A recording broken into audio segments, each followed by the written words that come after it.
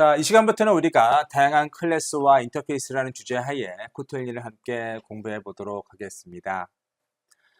지금까지 우리는 코틀린의 기본적인 프로그래밍 언어적인 측면에서의 기본을 공부했었죠.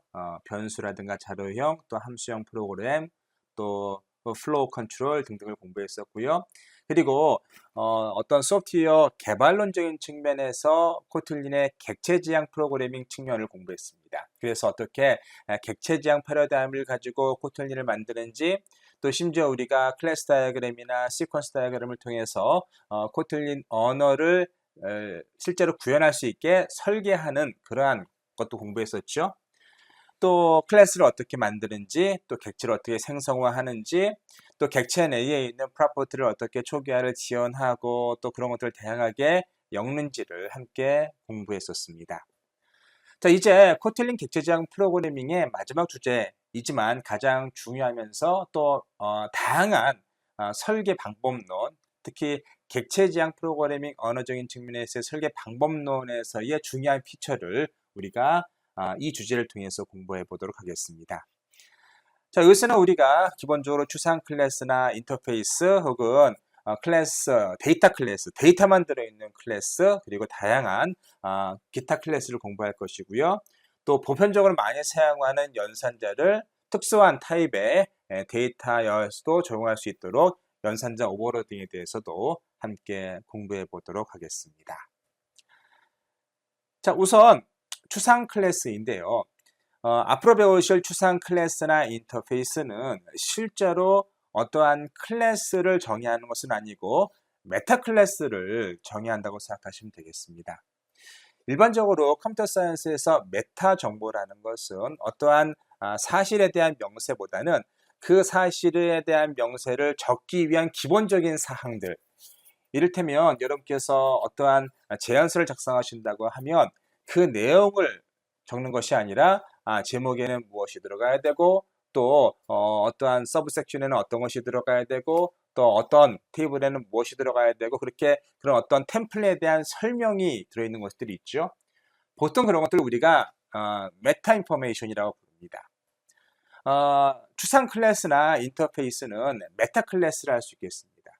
실제로 이 추상 클래스나 인터페이스를 어떤 객체로 만드는 것이 아니라 어떠한 클래스를 만들기 위한 기본적인 사항을 추상 클래스로 만들어 놓거나, 특히 인터페이스 같은 경우에는 어떤 클래스에 반드시 포함되어야 할 함수를 서로 약속하기 위해서 인터페이스를 정의해 놓고, 그 클래스가 실제로 클래스를 정의할 때 그 인터페이스를 상속하게 함으로써, 그리고 그 인터페이스에 있는 함수는 반드시 이 인터페이스를 상속한 클래스가 구현하게 함으로써, 구현하지 않으면 컴파일 시 에러가 나죠. 구현하게 함으로써 어떠한 클래스에 대한 약속을 정하는 것이죠.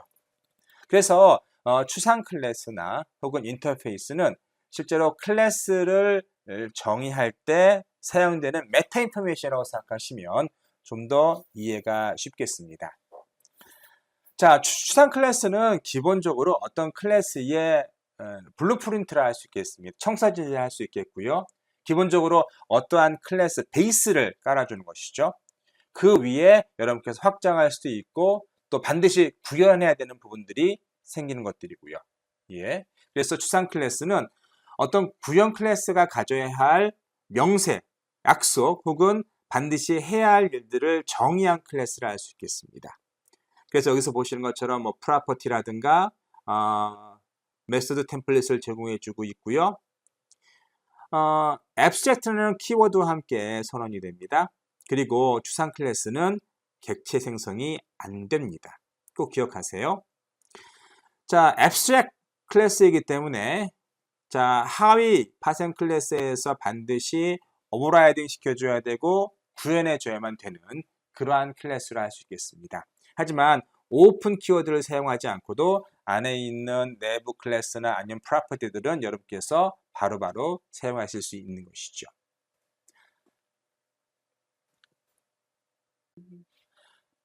자, 그래서 우리가 그 예를 한번 보면 이것이 바로 추상 클래스, vehicle이라는 추상 클래스를 정의한 예입니다.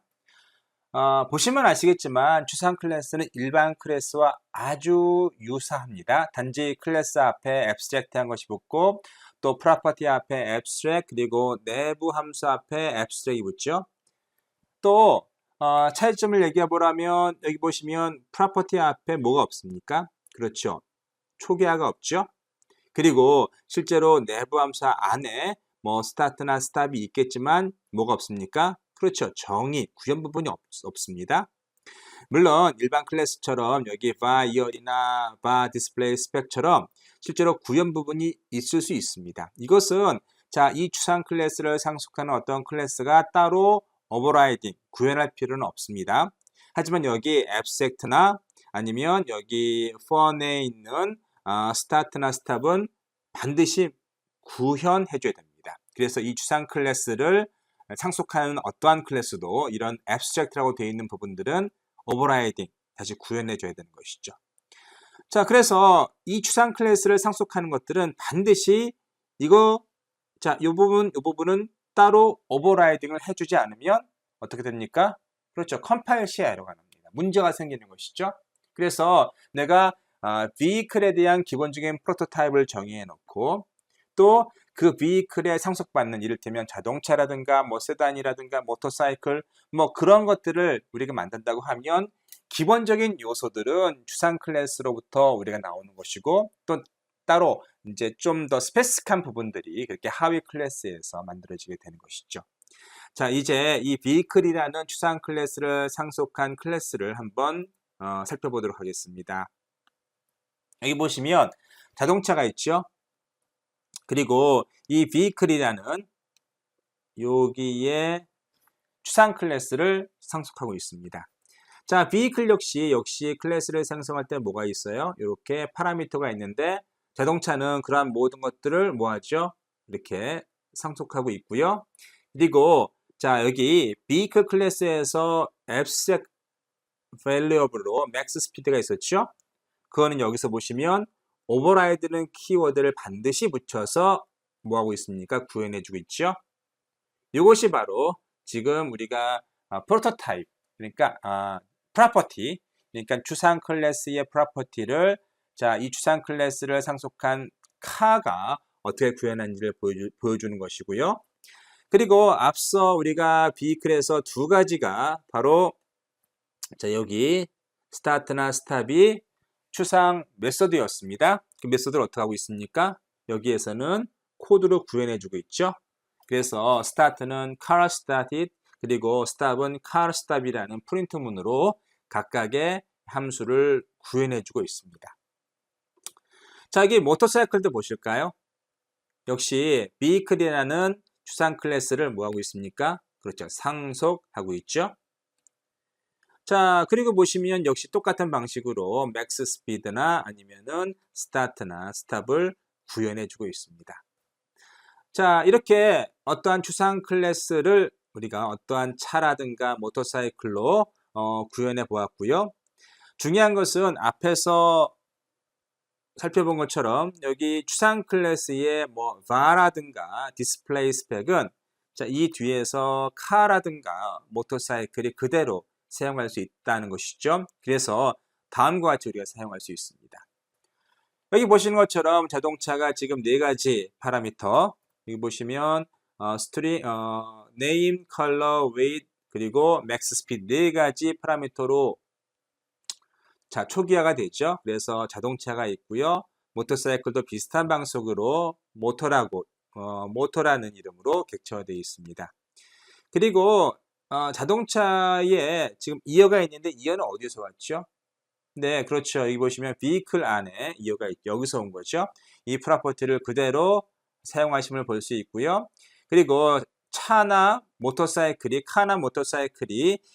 디스플레이 스펙스를 구현하지 않았어도 자, 여기 vehicle 안에 요 디스플레이 스펙이 있기 때문에 보시면 여기 보시면 카나 모터가 이 디스플레이 스펙스를 메소드로 사용하고 있는 것을 볼 수 있습니다.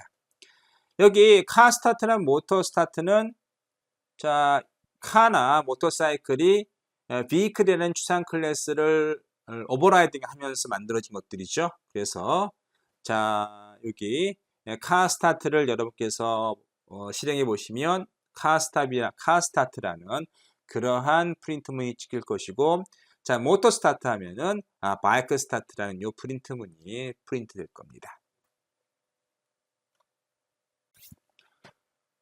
자 그런데 우리가 그 추상 클래스 역시 그냥 단일 인스턴스로 객체 생성이 가능합니다. 그런데 사실은 이 오브젝트라는, 자 사실은 이 익명 클래스를 선언하는 이 키워드를 사용해서 우리가 사용하는 것이죠. 그래서 추상 클래스 역시 하위 클래스를 생성하지도 않고 이 오브젝트라는 익명 클래스 방식을 사용함으로써 우리가 단일 인스턴스로 생성할 수가 있습니다. 이 그림을 보시면 지금 프린터가 앱스트랙트 클래스죠. 구현해야 할 메소드가 지금 프린트가 있습니다. 자 그런데 어떻게 하고 있죠? 여기 오브젝트라는 키워드를 통해서 이것은 뭐죠? 익명 클래스를 선언하는 부분이죠. 그래서 이러한 프린트를 우리가 뭐하죠? 상속하는데, 상속할 때 뭐합니까? 자 이렇게 실제로 프린트문을 오버라이드 키워드를 통해서 구현해 줘야 되는 것이죠. 그래서 이렇게 우리가 프린트를 오브젝트화 합니다. 그 이름은 myPrint입니다 라고 하는 것이죠. 그래서 이렇게 실제로 하위 클래스를 생성하지 않고도 우리가 오브젝트, 익명 클래스 방식을 사용해서 단일 인스턴스를 생성할 수가 있습니다. 자, 이제는 인터페이스입니다. 인터페이스는 앞에서 쭉 말씀드렸던 것처럼 추상 클래스와는 다르게, 자 인터페이스에서는 기본적으로 어떠한 클래스의 메소드를 구현을 할 때 반드시 포함시켜야 되는 메소드를 미리 약속해 놓는 것이죠.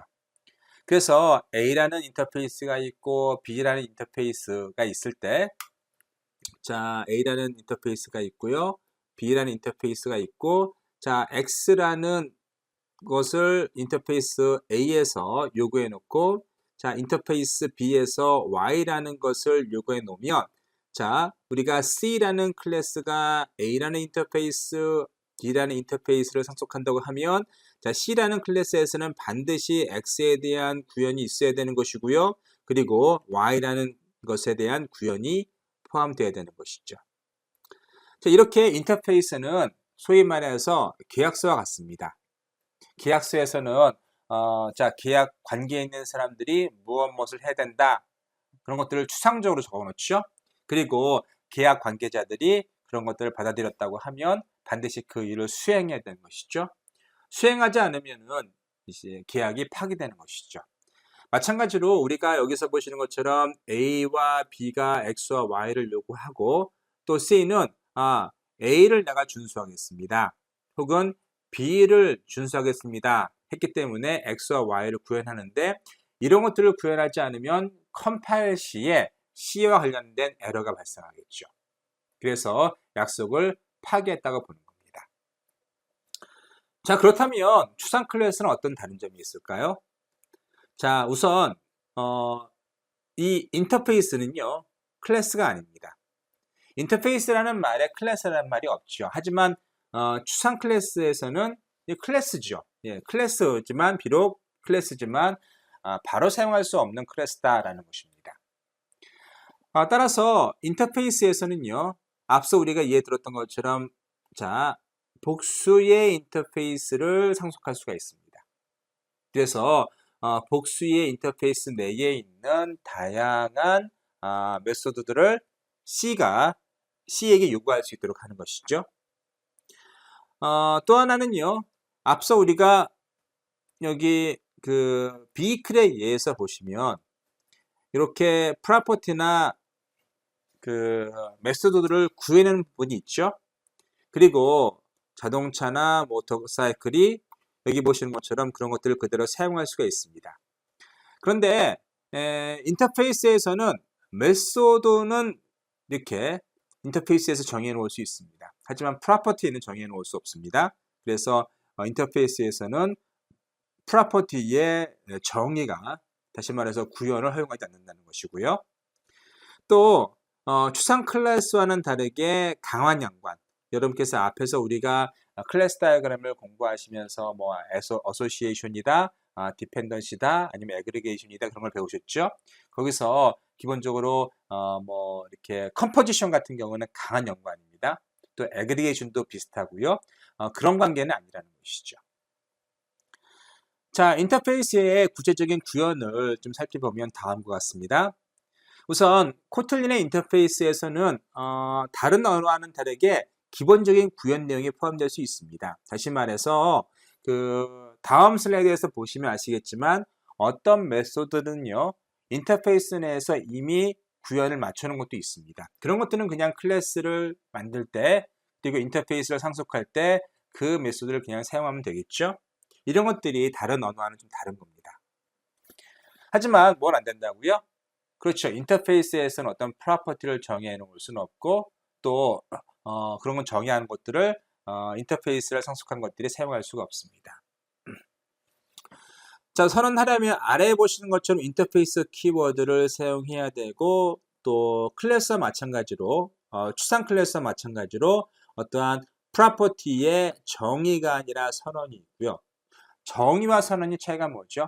정의는 실제로 안에 있는 구현 부분이 들어있는 것이고요. 선언 같은 경우에는 타입만 이것이 뭐 펑션이다 아니면 베리어블이다 아니면 밸류다 어떤 컨스턴트다 그런 것들만 선언하는 것을 선언이라 부르는 것이죠. 그래서 인터페이스 내에서는요. 자, 메소드에 정의가 포함될 수 있습니다. 일반 클래스처럼 이것이 이제 다른 자바 언어와 같은 다른 언어와는 다른 점이고요. 대신 뭐가 중심입니까? 그렇죠. 이렇게 프로퍼티나 메소드의 타입 선언이 인터페이스에서의 주가 되는 것이죠. 그리고 이 인터페이스를 상속한 그 누구도 뭐 해야 됩니까? 반드시 이 추상 프로퍼티나 아니면 추상 메소드는 구현해야 합니다. 자, 그 예를 보시면 다음과 같습니다. 저기 인터페이스가 나오죠. 인터페이스의 팻이라는 인터페이스를 우리가 보고 있는데요. 여기 보시면 지금 카테고리는 스트링 타입으로 선언되어 있죠. 왜 우리가 선언되어 있다는 걸 얘기할 수 있겠죠? 왜 우리가 카테고리는 선언이라고 얘기합니까? 그렇죠. 초기화 값이 없잖아요. 카테고리는 단지 타입만 있지 이것이 베리어블이고 그리고 스트링 타입의 변수라는 정도만 선언해 놓고 초기화 값이 없기 때문에 이것은 그냥 선언이라 보는 겁니다. 그리고 여기 feeding이라고 있죠? 이건 뭡니까? 그냥 메소드죠. 안에 중괄호를 쳐서 구현 부분이 없기 때문에 역시 메소드의 선언이고요. 근데 아래를 보시면 패딩은 다릅니다. 패딩은 구현, printing, keep, pattern이라는 구현부가 있죠. 그래서 이것은 선언이 아니라 정의라 보는 것이죠. 아시겠죠? 그래서 여기 보시면 인터페이스에 팻이 있는데 자, 추상 프로퍼티가 있고요. 추상 메소드가 있고 이건 뭡니까? 실제로 구현된 메소드라 하는 것이죠. 자, 어떻게 사용할까요? 이것은 앞서 우리가 추상 클래스나 다른 클래스를 상속할 때와 마찬가지로 자, 이 그림에서 보시는 것처럼 자, 캣이 뭐 하고 있습니까? 자, 여기 팻에 있는 그 프로퍼티를 구현하고 있죠. 오버라이드를 통해 구현하고 있죠.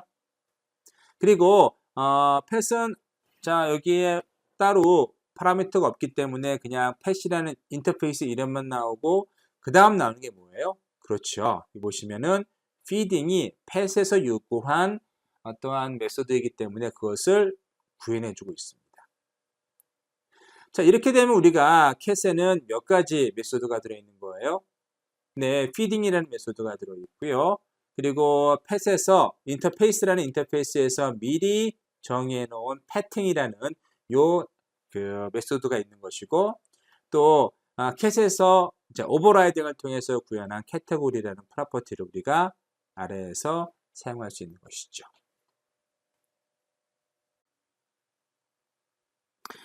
앞서 인터페이스에서는 프로퍼티 값을 저장할 수 없다고 말씀드렸죠. 그것이 추상 클래스와는 또 다른 점이라고 말씀드렸습니다. 그래서 인터페이스에서는 명시적으로 프로퍼티 값을 저장할 수는 없지만 자, 상수인 경우, 벨인 경우에는 자, 밸류 선언된 프로퍼티 같은 경우에는 getter를 통해서 실제로 내용을 구현할 수 있습니다. 다시 말해서 어떤 variable, value 같은 경우에는 상수이고 우리가 getter setter 이전에 배웠던 getter setter를 구현할 수 있다라고 말씀드렸죠.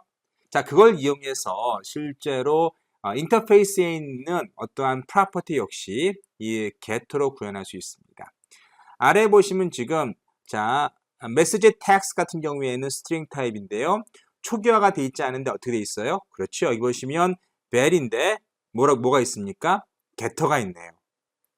사실은 getter는 클래스에서는 벨과 같이 상수에서는 적용되지가 않죠.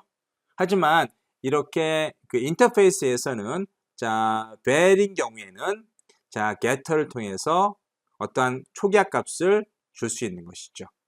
이렇게 해서 이 인터페이스를 구현하는 어떤 클래스 역시 메시지 태그에 있는 이 상수값을 사용할 수 있게 되는 것이죠.